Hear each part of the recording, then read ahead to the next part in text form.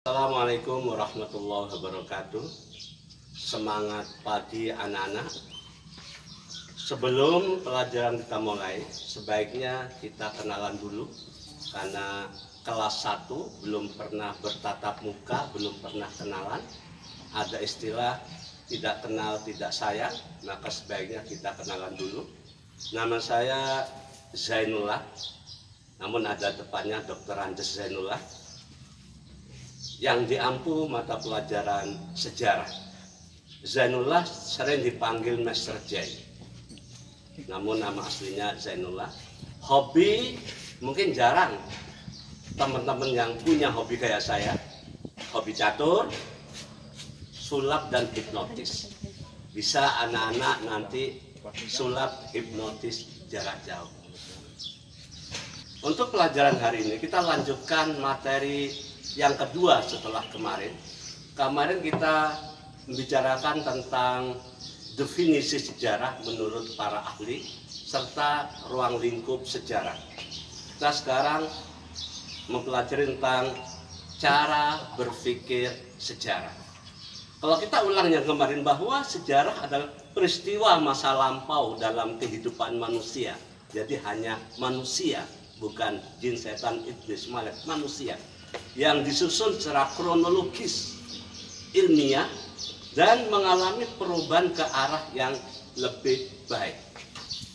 Sejarah adalah sebagai peristiwa dan kisah.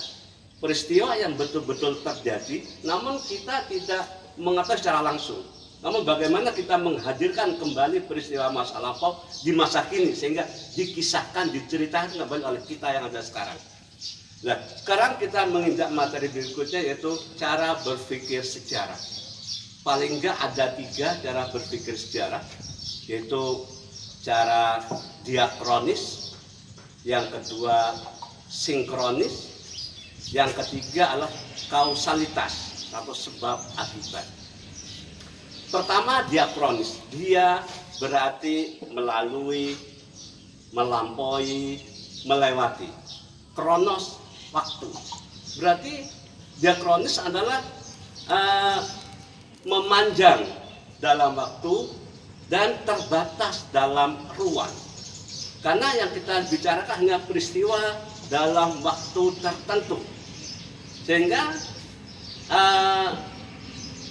diakronis dalam mempelajari sejarah itu dari waktu ke waktu itu ada kaitan, saling berkesinambungan antara waktu yang satu dengan waktu yang lain.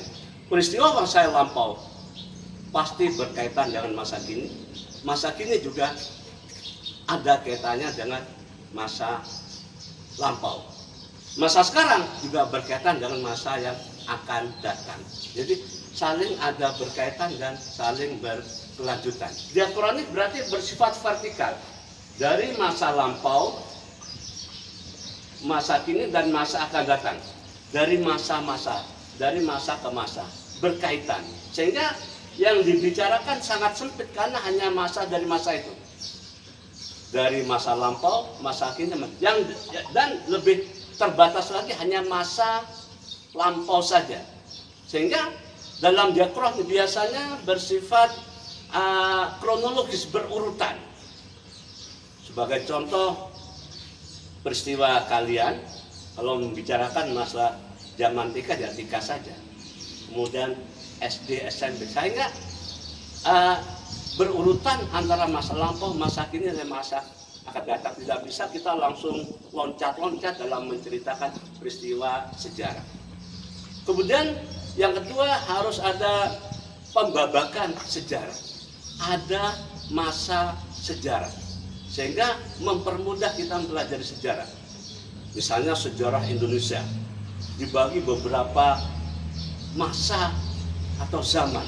Zaman pra-aksara, zaman Hindu-Buddha, kemudian zaman Islam, zaman penjajahan bangsa Barat, dan zaman kemerdekaan.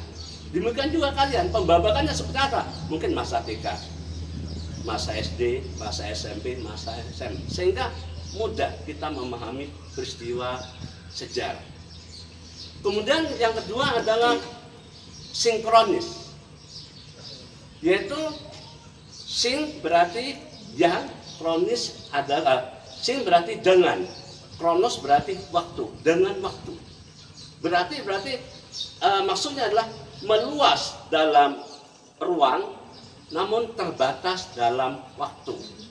Meluas dalam ruang dan terbatas, biasanya bersifat horizontal. Tapi kalau diakronis vertikal, namun kalau diakronis lebih meluas dalam satu masa tertentu, dipandang dari berbagai sudut pandang peristiwa sejarah, sehingga lebih kompleks, lebih jelas kita mempelajari sejarah. Bagaimana segi ekonominya dalam satu waktu, bagaimana segi sosialnya, bagaimana segi religinya, bagaimana segi budayanya, sehingga dipandang dari berbagai sudut pandang dalam mempelajari sejarah. Karena kalau kita hanya memandang dari sudut pandang, tidak lengkap dalam suatu peristiwa sejarah. Sebagai contoh, mungkin kalau kalian lihat, warnanya apa ini? Hitam. Dan bentuknya segi empat, karena dipandang dari depan. Namun kalau dipandang dari samping, beda dengan pandang dari muka. Dari belakang juga beda. Sehingga ibaratkan orang buta melihat kerbau dipegang buntutnya, oh kerbau itu panjang kecil. Yang satu megang perutnya, oh kerbau itu bulat besar. Yang satu megang tandunya, oh kerbau itu runcing. Jadi perlu dipandang dari berbagai segi sehingga semakin lengkap peristiwa sejarah. Karena dipandang cara berpikir diakronis dan sinkronis. Yang ketiga adalah cara berpikir kausalitas. Maksudnya suatu peristiwa sejarah tidak ujuk-ujuk terjadi begitu saja, tapi terjadi karena ada sebabnya. Kenapa terjadi sesuatu dan akibatnya seperti apa? Contohnya proklamasi 17 Agustus 45. Tidak ujuk-ujuk langsung proklamasi 17 Agustus 45. Ada peristiwa-peristiwa yang terjadi ratusan tahun sebelumnya. Bahkan lebih dari 350 tahun. Bagaimana perjuangan rakyat Nusantara untuk mendapatkan kebebasan yang hari disebut dengan kemerdekaan. Jadi ada hukum kausal, ada sebab akibatnya. Akibatnya adalah proklamasi 17 Agustus 45, kita bebas dari segala bentuk penjajahan, bebas melaksanakan pemerintahan sendiri tanpa intervensi bangsa asing. Nah, sehingga kesimpulannya bahwa ada 3 cara berpikir sejarah. Pertama, cara diakronis, kedua sinkronis, yang ketiga adalah kausalitas. Saya kira sampai di sini, namun ada tugas untuk kalian. Pertama, satu tugasnya adalah bagaimana perkembangan dan tindak lanjut sejarah atau perubahan.